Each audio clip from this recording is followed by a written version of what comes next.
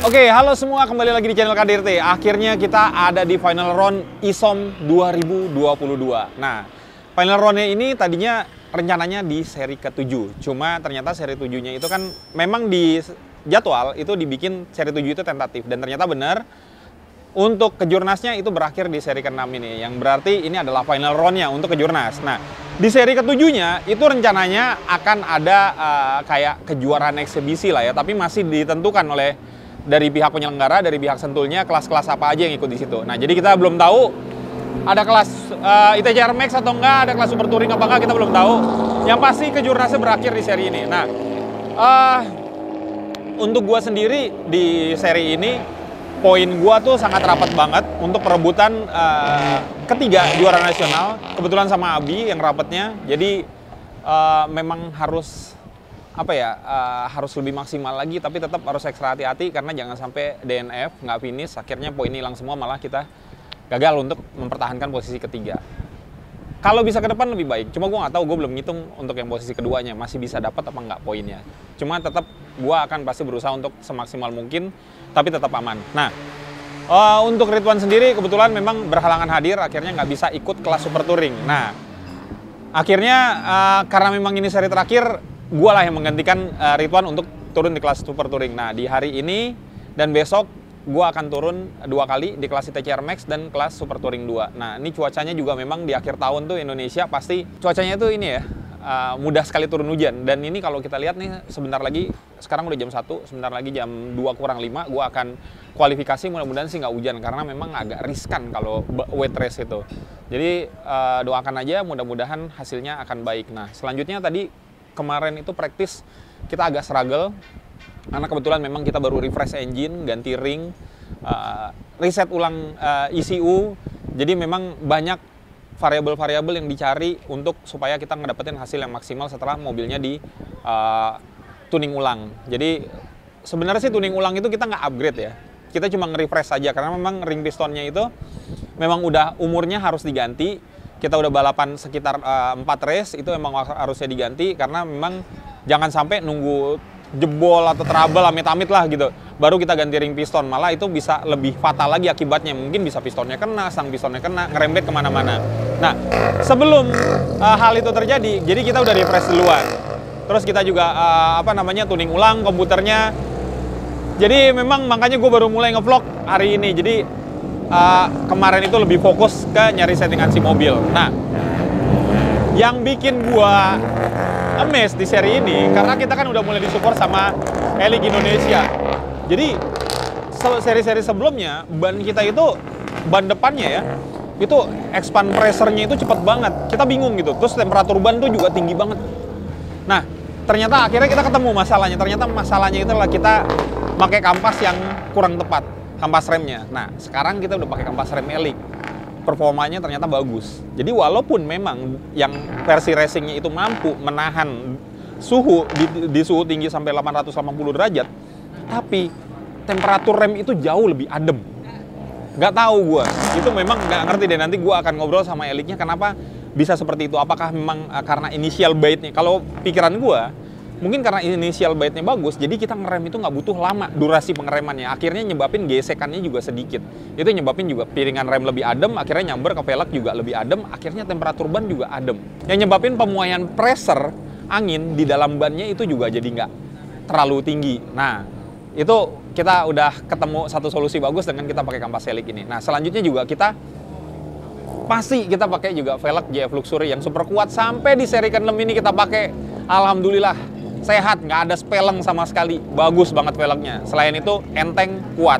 Nah, olinya juga kita pakai Motul, itu yang nyebabin performa kita nggak pernah turun, bagus terus performanya. Nah, ya udah, kita lihat nanti hasil QTT-nya, doain aja, mudah-mudahan hasil QTT-nya bagus, race-nya besok juga bagus, ikutin aja terus videonya.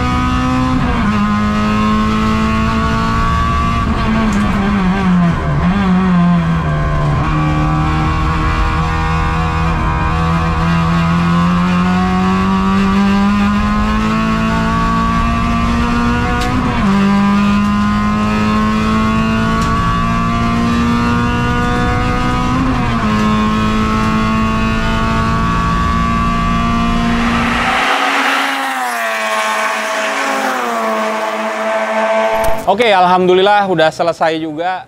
Kedua-duanya kita weight race. Nggak weight race sih, weight qualification. Alhamdulillah di kelas ITCR Max, sebelum Super Pole pada saat qualifying itu, bener-bener baru hujannya tuh turun. Tadinya yang nggak hujan, tiba-tiba turun hujan. Dang! Akhirnya delay, kita nunggu lumayan lama. Dan akhirnya keputusan dari steward, kita nggak kualifikasi, tapi kita langsung hot lap. Hot lap itu sistemnya kita cuma keluar untuk warming, langsung ambil hot lap, cooling down, masuk. Kita dapat posisi kelima. Karena posisi kelima, kita akhirnya masuk ke dalam Super Pole. Super Pole sama juga, hot lap juga. Nah, di Super Pole-nya, alhamdulillah, karena gue lebih feelingin mobilnya, oh tahu nih, di sini bisa, akhirnya gue bisa naik dari posisi kelima menjadi keempat. Nah, itu secara overall, tapi di kelasnya gue di posisi ke-1. Mudah-mudahan besok bisa lebih baik lagi pada saat race untuk ITCR Max-nya. Nah, sedangkan untuk Super Touring-nya sendiri, kondisi hujan memang udah reda, tapi trek sebagian masih basah. Yang nyebabin di beberapa sektor, itu tuh licin banget, jadi gue juga nggak bisa maksimal. Berapa kali coba melintir, nanti kalian lihat nih cuplikannya videonya nih. Set, gitu. Tapi alhamdulillah masih bisa recovery, yang nyebabin gue akhirnya gue nggak mau ambil resiko, ya udahlah segini aja. Mudah-mudahan besok race-nya bisa kering, jadi kita bisa all out dan maksimal lagi. Kalaupun hujan, tetap gue akan usahakan maksimal, tapi yang pertama safety first dulu. Nah, terus selanjutnya kalau setelah race nih kita, nih kayak gini. Kita ngukur dulu seberapa banyak fuel yang masuk ke dalam. Karena ini perbandingannya, kita tuh anggap per 1 liternya itu 1 kilo. Nah, terus kalau gue hitung-hitung di mobil ini, konsumsi bahan bakarnya berapa? Kalian pasti bertanya-tanya selama ini. 1 lap, 1 liter. 1 lapnya itu 3,96 kilo. Boros ya? Ya iyalah mobil balap. Jangan dipakai buat harian, ya kan? Nah, selanjutnya setelah kita isi fuel, terus semua mobil dibersihin lagi karena habis balap hujan, selanjutnya kita akan ngatur ban. Nah, ini kita pakai bannya Hankook nih. Kita pakai Hankook, dan tadi setelah kita coba, ternyata Hankook ini di keringnya tangguh, di basahnya juga tangguh. Tinggal ngatur strateginya aja. Strategi itu apa? Kita mesti nentuin tire pressure-nya seberapa besar gitu. Supaya memang kita bisa ngedapetin grip yang optimal meskipun lagi basah, meskipun lagi hujan. Nah, dari kemarin itu memang kita nggak banyak ngumpulin data, tapi ya udahlah. Sekarang sih kita udah punya data ya, udah punya cukup data. Paling nggak itu bisa jadi acuan kita buat balapan besok. Nah, ya udah, paling segitu aja untuk hari ini kualifikasi. Mudah-mudahan besok bisa lebih maksimal lagi dan bisa memberikan hasil terbaik untuk KDR Team 22. Dan gue bisa mewakili Ridwan juga karena memang Ridwan berhalangan hadir, ada urusan, nggak bisa balapan. Ya udahlah, mudah-mudahan tahun depan Ridwan waktunya lebih banyak bisa buat balapan. Doain aja, ikutin terus videonya, kita lihat besok. Mudah-mudahan bisa lebih maksimal.